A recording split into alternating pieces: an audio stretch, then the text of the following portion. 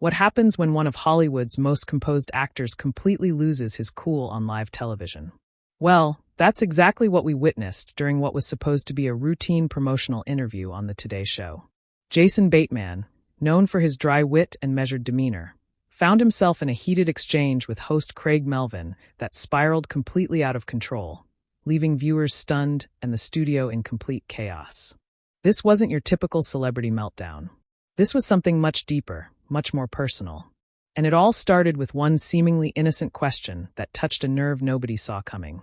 Before we dive into this incredible story, make sure to hit that subscribe button and let me know in the comments what you think really triggered Jason's explosive reaction. Now, let's get into what actually happened during those shocking 20 minutes of live television.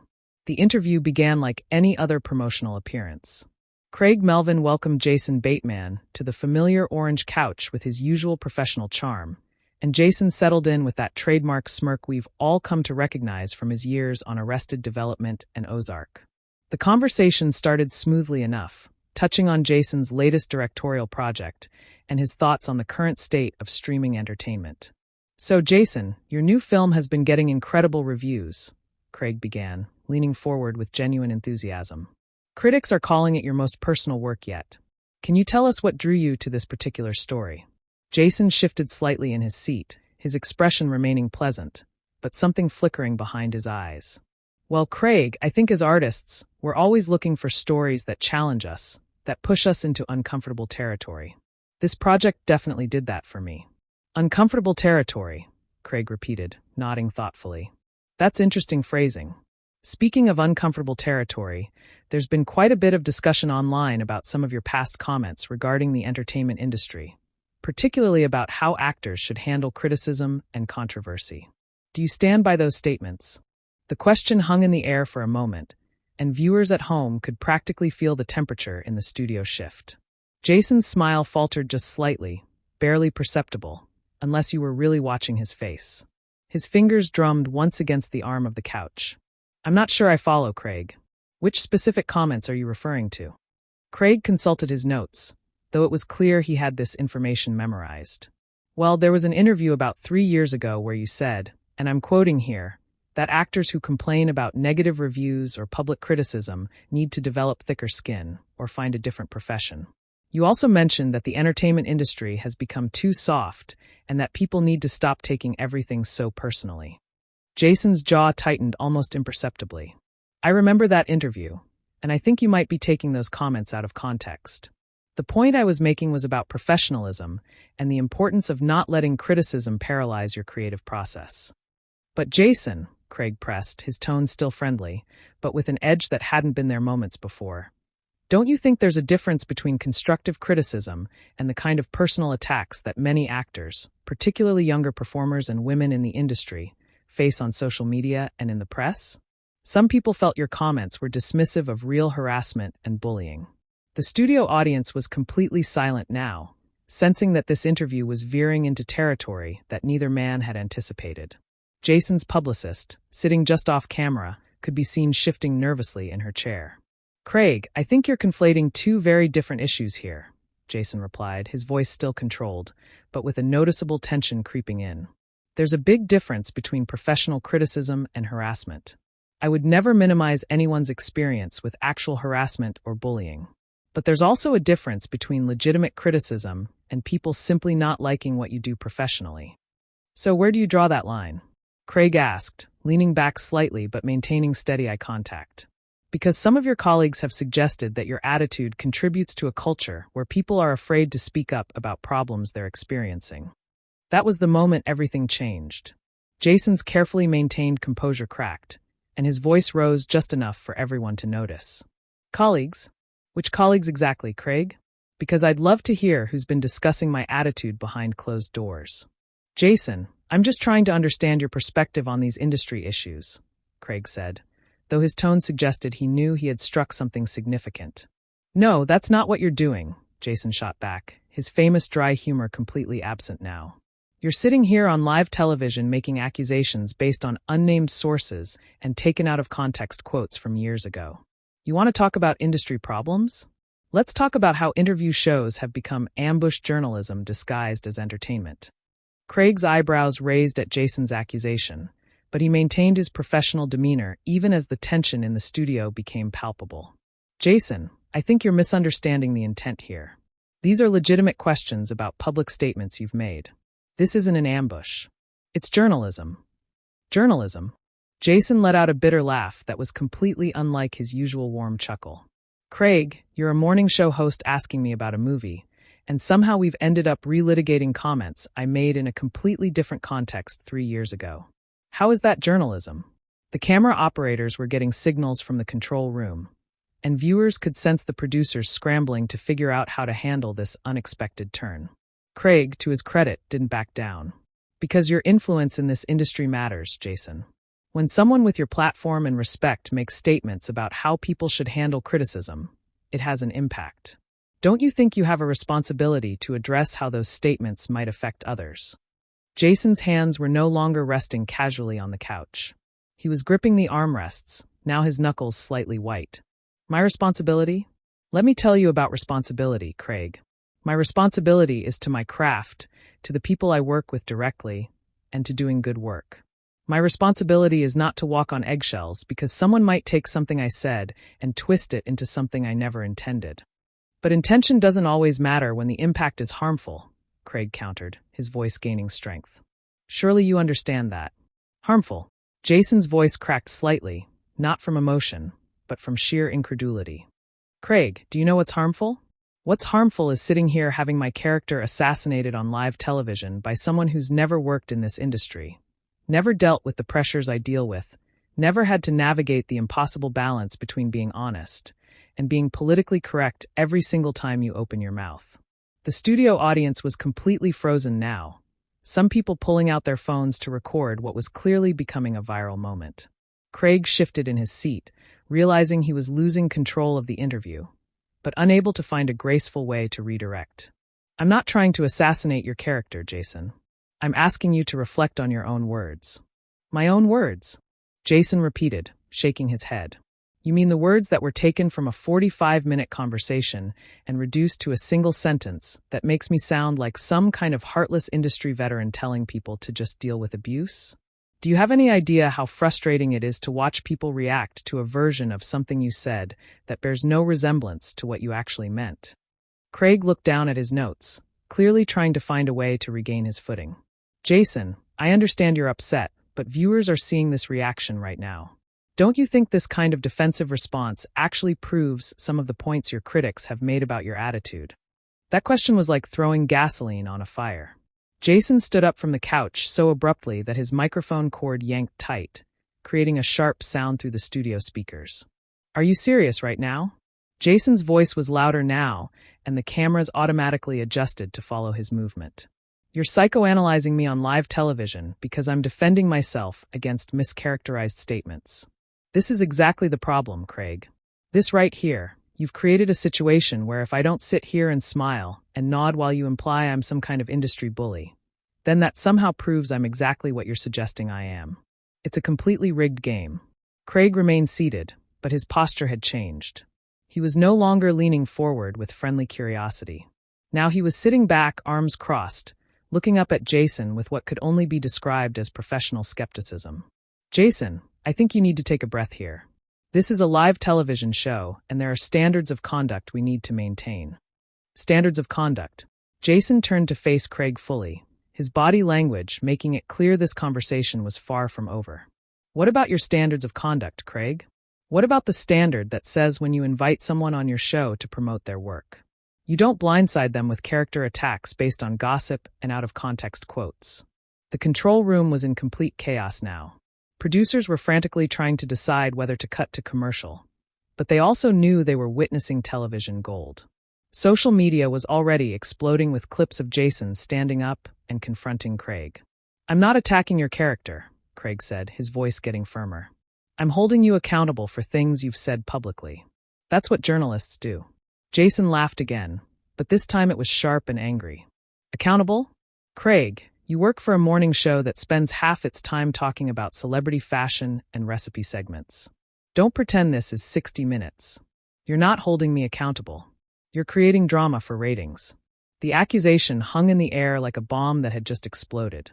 Craig's professional mask finally slipped, and for the first time in the interview, he looked genuinely angry rather than just persistent. That's completely unfair, Jason. We cover real news here. We ask real questions, and we don't shy away from difficult topics just because they make our guests uncomfortable. Uncomfortable? Jason's voice rose again. Craig, you have no idea what uncomfortable feels like until you're sitting here being lectured by someone who's never been in your position, never faced the scrutiny you face, never had their words dissected and misrepresented by people who have no understanding of the context or the industry you work in. Craig stood up now, too, matching Jason's energy and refusing to be intimidated. The two men were facing each other across the coffee table, and the studio felt like a powder keg ready to explode. Jason, you're being incredibly condescending right now. I've been a journalist for 15 years. I've covered wars, natural disasters, political scandals, and yes, I've also covered entertainment because that's part of what we do here. Don't diminish my experience just because you don't like the questions I'm asking. Jason's eyes widened, and his voice took on a tone that viewers had never heard from him before, raw and unfiltered. Condescending? You want to talk about condescending, Craig? You brought me here under the pretense of discussing my work, and instead you've spent the last 10 minutes lecturing me about industry responsibility based on incomplete information and secondhand gossip. You're treating me like I'm some kind of problematic celebrity who needs to be educated about proper behavior. Maybe because that's exactly what needs to happen here, Craig shot back, his own composure finally cracking completely. Maybe you do need to be called out for statements that have hurt people in this industry. Maybe you do need to take responsibility for the impact of your words instead of hiding behind claims about context and misinterpretation. The studio audience gasped audibly. Several people in the front row were recording openly now, and the camera operators were getting increasingly frantic signals from the control room about whether to keep rolling or cut away. Jason stepped closer to the coffee table, his face flushed with anger. Hurt people? Craig, name one person. Give me one specific example of someone who was actually hurt by what I said. Not someone who disagreed with me. Not someone who interpreted my comments differently than I intended, but someone who was actually harmed. Because what you're doing right now, this public character assassination disguised as journalism, this is actually harmful. Craig didn't back down an inch. I don't need to provide you with names so you can go after people who've criticized you. The fact that you're asking for specific targets tells me everything I need to know about your mindset. Targets? Jason's voice cracked with disbelief. Are you insane? I'm asking for evidence to support the accusations you're making against me on live television. That's not looking for targets. That's asking you to back up your claims with facts instead of innuendo. The tension was so thick now that even the studio crew looked uncomfortable. The floor manager was making cutting motions with his hands, but the cameras kept rolling. This was clearly beyond anyone's ability to control. Now, the fact that you're getting this defensive, the fact that you're standing here yelling at me instead of engaging with the substance of these concerns, that's the evidence, Jason. Your behavior right now is proving every point that's been made about your attitude toward criticism. Jason stared at Craig for a long moment, his chest rising and falling rapidly. When he finally spoke, his voice was quieter, but somehow more dangerous. You know what, Craig? You're absolutely right.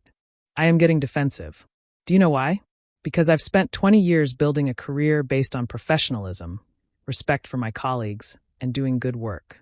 And you're sitting here destroying all of that based on rumors and mischaracterized quotes from people who won't even put their names behind their criticisms. I'm not destroying anything, Craig replied, though his voice had lost some of its earlier conviction. I'm asking you to address legitimate concerns about statements you made publicly. Legitimate concerns, Jason repeated, shaking his head. From who, Craig? From anonymous sources. From people who heard something from someone who heard something from someone else. This is gossip disguised as journalism, and you know it.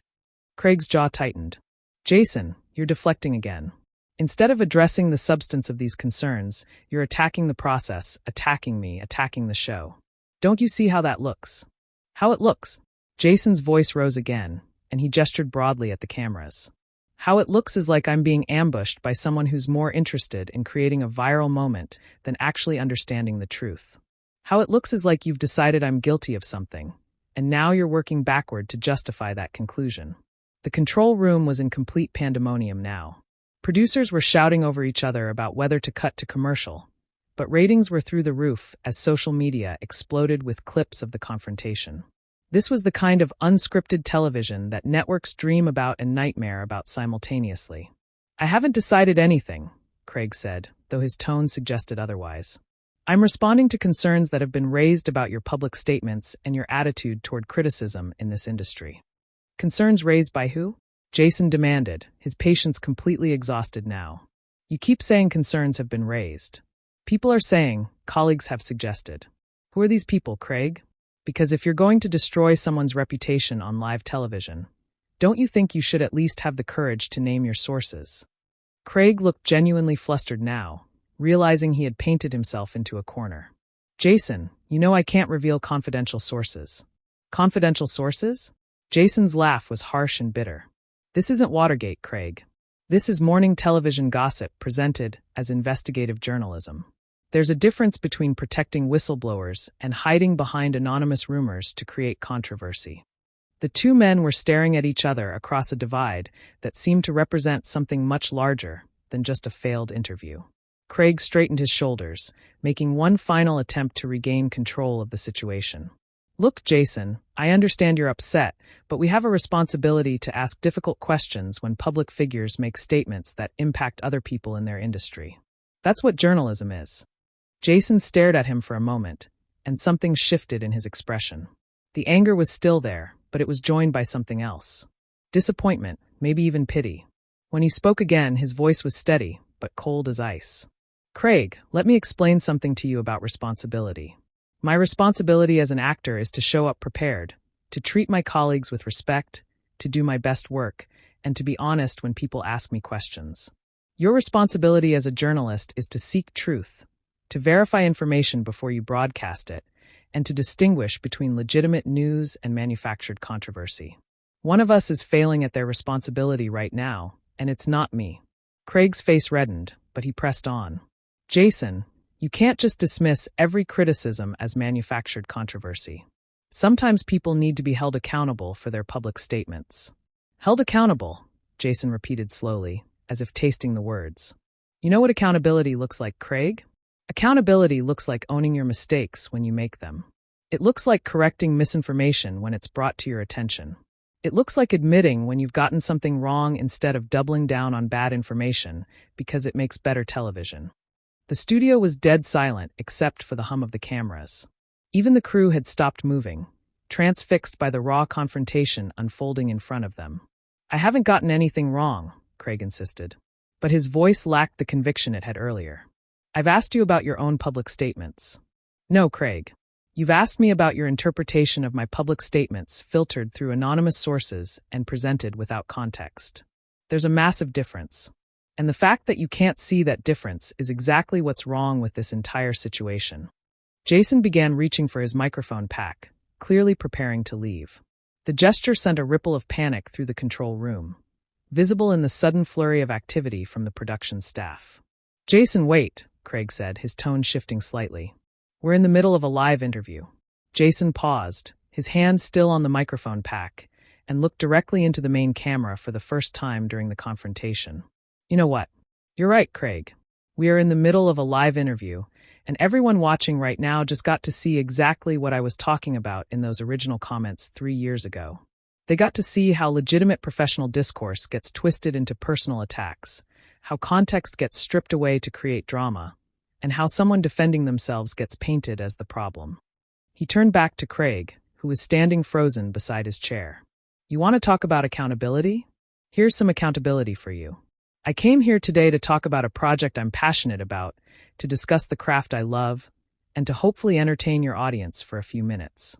Instead, you turned this into an interrogation based on secondhand information and anonymous complaints. You chose to prioritize controversy over truth, drama over discourse." Craig opened his mouth to respond, but Jason wasn't finished. "And you know what the really sad part is? There are real issues in this industry that deserve serious discussion. There are real problems that need real solutions. But instead of having those meaningful conversations, we're here playing gotcha games with out-of-context quotes from years ago. You had an opportunity to do actual journalism, and you chose to do reality television instead. The weight of Jason's words seemed to settle over the studio like a heavy blanket. Craig looked genuinely shaken now, whether from anger or the realization that he had lost complete control of the situation was unclear. Jason, I think you're overreacting here. These were legitimate questions about your public statements. Jason shook his head slowly, and when he spoke again, his voice was sad rather than angry. Craig, the fact that you still think this was legitimate journalism tells me everything I need to know about where this industry is headed. You've confused controversy with content, conflict with conversation, and theater with truth. He looked around the studio, taking in the cameras, the crew, the frozen audience. All of them witnessing this complete breakdown of what was supposed to be a simple promotional interview. I'm going to leave now because staying here and continuing this charade would be doing a disservice to everyone watching. They deserve better than this. And frankly, so do I. Jason began removing his microphone, his movements deliberate and calm, despite the chaos he was leaving behind. Craig made one final attempt to salvage the situation. Jason, if you leave now, people are going to think you can't handle criticism. Jason stopped and looked at him with what could only be described as profound disappointment. Craig, people can think whatever they want, but they'll be thinking it based on what actually happened here today, not on anonymous sources and secondhand rumors. At least that's something. He handed the microphone to a nearby crew member and walked toward the exit. The cameras followed him as he moved, capturing every step of what was already being called one of the most dramatic moments in morning television history. As Jason reached the edge of the set, he turned back one final time, not to Craig, but to the camera. To anyone watching who works in this industry, remember that you don't have to accept being ambushed as the price of promoting your work.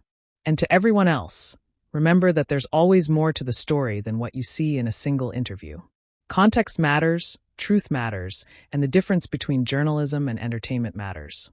Even when the people conducting the interviews seem to have forgotten that distinction. With that, Jason Bateman walked off the set of the Today Show, leaving behind one of the most shocking and unscripted moments in recent television history. The cameras lingered on Craig, who stood alone beside the orange couch, looking like a man who had just realized he had bitten off far more than he could chew. What started as a routine promotional interview had become a masterclass in how quickly things can spiral out of control when preparation meets confrontation, and when legitimate questions cross the line into something far more personal and destructive.